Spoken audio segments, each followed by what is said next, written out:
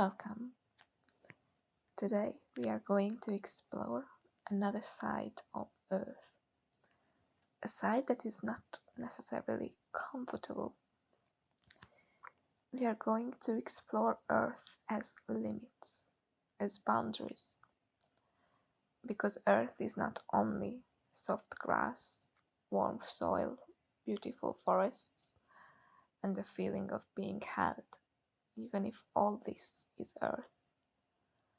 But Earth is also form, shape, structure, boundaries, weight, time, consequences, and reality. Earth is the part of life that says, this is your body, this is the ground underneath you, this is how much energy you have today, this is what this relationship can hold, this is what this season allows, this is what happens if you plant nothing, this is what happens if you take more than the land can give. This is what happens if you keep ignoring what is real. And this can be frustrating, especially if we want spirituality to mean freedom from all limits. Because many of us come to practice because we want expansion, we want healing, we want transformation, we want to become more open, more loving, more conscious, and more alive. And that is beautiful. But sometimes, in these spaces of spirituality, there is a hidden fantasy that growth can become unlimited. Unlimited energy, unlimited compassion, unlimited availability, unlimited forgiveness, unlimited openness, unlimited productivity, unlimited capacity to endure, to give, to understand, to hold, or to transform.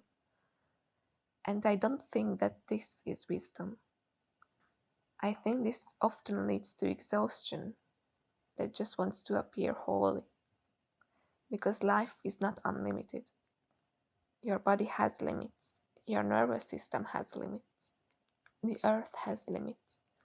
A day has limits. A relationship has limits. Your attention has limits. And compassion even has limits when it's not rooted in boundaries, rest, and truth.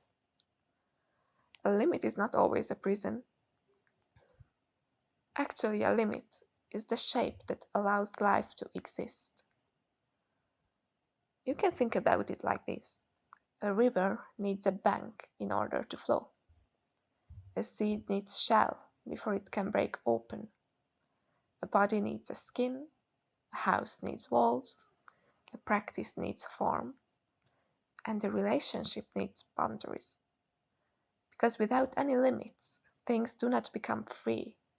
They become formless. They leak everywhere. They lose integrity. They become impossible to hold. This is one of the strongest teachings of Earth. Earth gives shape to life. It says, spirit is beautiful, but it needs a body. Love is beautiful, but it needs action. Compassion is beautiful, but it needs discernment. Freedom is beautiful, but it needs responsibility. Patience is beautiful, but it needs structure.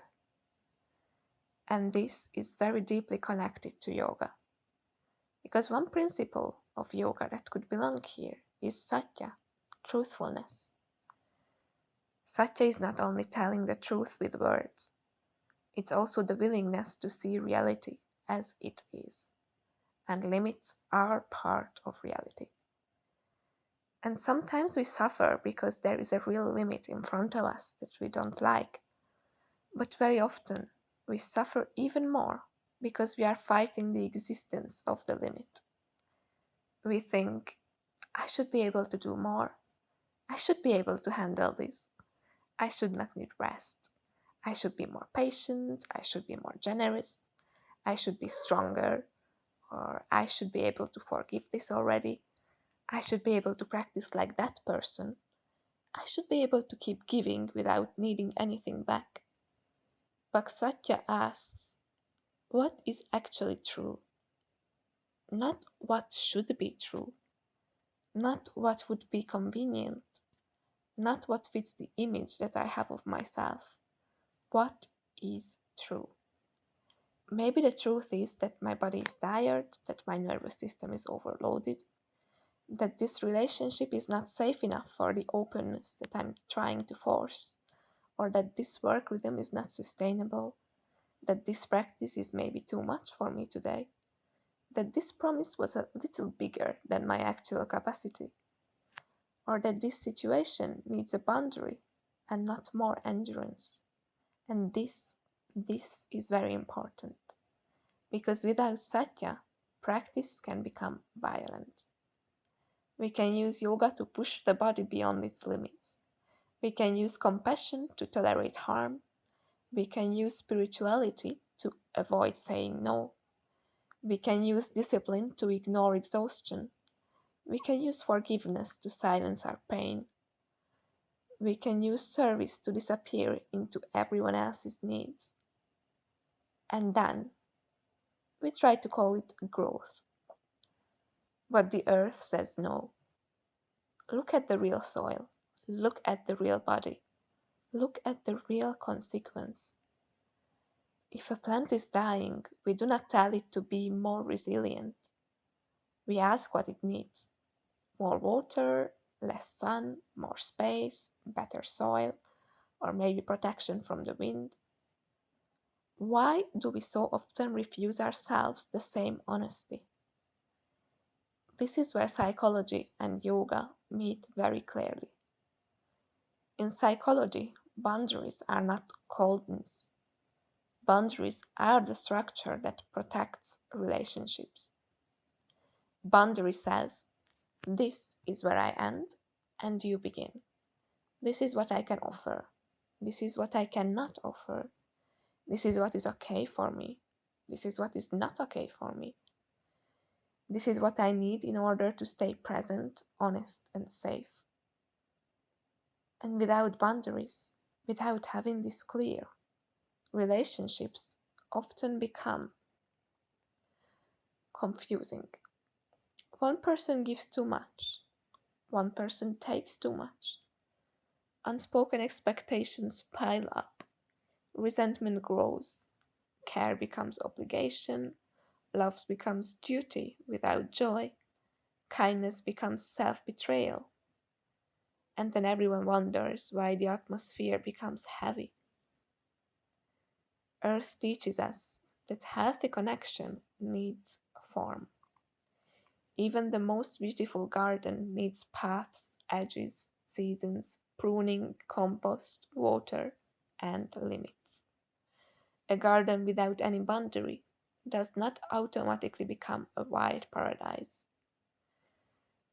Much more often, it becomes chaos. Some plants are choked, some roots cannot breathe, some life needs protection. Because sometimes some things need to be cut back so other things can grow. And this is not cruelty. This is care with discernment. And this also connects to Ahimsa. We often think that Ahimsa means being endlessly gentle, endlessly agreeable, and endlessly peaceful. But not harming is not the same as never disappointing anyone. Sometimes Ahimsa does require a boundary. Because when we have no boundaries, harm still happens. It may happen to the body because we keep pushing. It may happen to the mind because we keep absorbing chaos. It may happen even to another person because we say yes when we mean no, and then later resentment leaks out. It may happen to a community because nobody names what is unsustainable. It may happen to the earth because we refuse to respect ecological limits. Ahimsa without boundaries becomes weak, while boundaries without thinking about ahimsa can become harsh. But together, they can become mature care. They say, I do not want to harm you. and I also will not harm myself to maintain the appearance of harmony. I care about this relationship, and that is why I need to speak the truth. I want to be generous, but generosity has to come from something real, not from depletion. I want to serve, but service cannot mean self-erasure. And this brings us to Brahmacharya. This principle is sometimes translated in very, very narrow ways, but in a broader practical sense, we can understand it as the wise use of energy. And this is deeply connected to our limits, because our energy is not infinite. We only have a certain amount of life force available in a day, a season, a body, and a nervous system. And the question is, where does my energy go? What am I feeding? What am I leaking energy into that is actually not useful? What am I saying yes to automatically? Where am I spending my attention as if attention were not a sacred resource? Brahmacharya asks us not to scatter ourselves everywhere. It asks us for containment, not repression, containment. The difference matters because repression says do not feel, do not want, do not need, do not express, while containment says feel deeply, but do not throw your energy everywhere. Want honestly, but do not let every desire drive the car. Care sincerely, but do not abandon your center. Practice regularly, but do not burn the body in the name of transformation. When energy is concentrated and contained, it becomes available for what matters. A river that has banks can move. A fire with a hearth can warm a home. A body with boundaries can love more honestly. A practice with rhythm can deepen. Without containment, intensity often becomes a waste. This is very important for modern life because many people are not lacking passion, they are lacking form.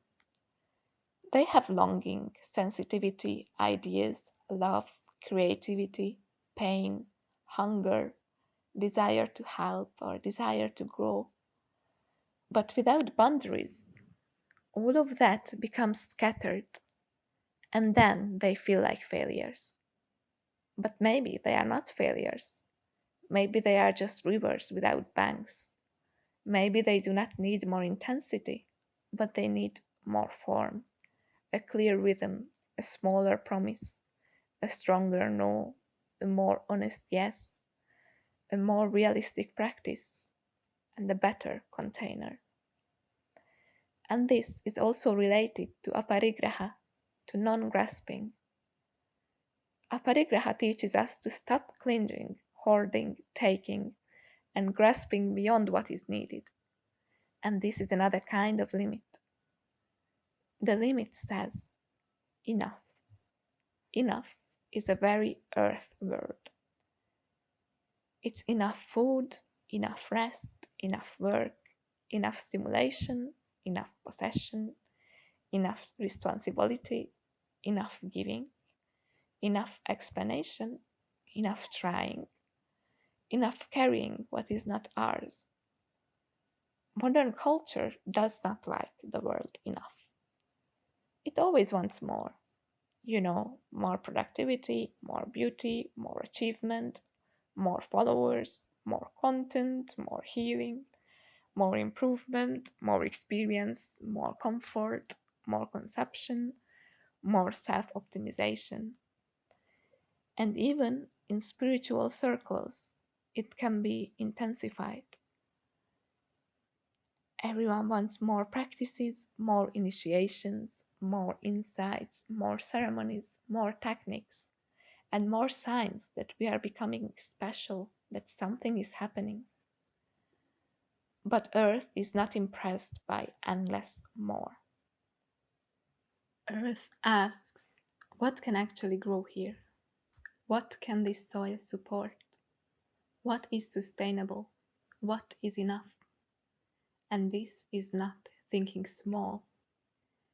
This is thinking ecologically. A plant that takes all the nutrients from the soil without replenishing it eventually destroys its own ground and will die. A person who gives from depletion eventually loses the capacity to give with love. A society that consumes beyond the limits of Earth eventually creates suffering and collapse. So Aparigraha is not only about owning fewer objects. It's about loosening the hunger that says that life will only be okay when we have more. More certainty, more control, more approval, more capacity, more proof, more time, or more perfection. Doesn't matter. Earth invites a different question. What is enough to take the next true step? Not the perfect step, the next true step.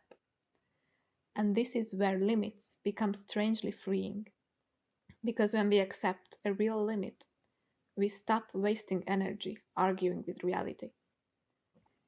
If I accept that my body has only this much energy today, I can choose wisely. If I accept that this relationship has a boundary, I can stop trying to make it into something that it's not. If I accept that a day has only so many hours, I can decide what truly matters and what to do with my time. If I accept that I cannot save the whole world alone, I can decide to do one honest action towards making it better without guilt. If I accept that I cannot be everything to everyone, I can become more real in what I do offer and in what I do choose. Limits can hurt, but denial of limits often hurts more. Because denial makes us build a life on fantasy. And fantasy doesn't hold weight. Earth holds weight. Reality holds weight. The body holds weight. Truth holds weight. And good practice has to be able to hold weight too. This is why, in the body, we do not only practice flexibility, we also practice stability, we practice alignment, we practice contact with the ground, we practice strength, we practice listening to where is the limit. The edge is not the place where we destroy ourselves. It's the place where we meet the truth of the moment. In a posture, the edge might be, this is enough. Not because I'm lazy, but because if I go further, I stop listening to my body. And this is the same in life. A boundary is often the place where we say, this is enough. Not because I do not care, but because if I go further, I betray something true. That enough can be an act of Satya. It can be an act of Ahimsa. It can be an act of Brahmacharya. It can be an act of Aparigraha. And strange as it sounds, it can be an act of goodness. Because goodness without truth becomes just confusion. Without boundaries, it becomes exhaustion. Without limits, love can become possession, rescue, control, or collapse. But real love, real goodness has a form. It knows how to say yes, because it also knows how to say no. It knows when to stay, because it also knows when to step back. It knows when to give, and it knows when to rest. It knows when to speak, and it knows when silence is more honest. And this is not easy, and many of us learned the opposite. We learned that having limits makes us selfish, that saying no makes us bad, that love means being endlessly available, that our worth comes from being useful, that rest has to be earned, that if someone is disappointed in us, it means we have failed. So when we begin practicing boundaries, it can feel so wrong, even when it's healthy.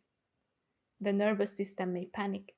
The mind may say that this is selfish, that you are selfish, that you are cold, that you are abandoning others, that you are not doing enough, that you are disappointing people, that you are not good enough. But sometimes that panic is not the truth. Sometimes it's just old conditioning protesting because a new shape is forming.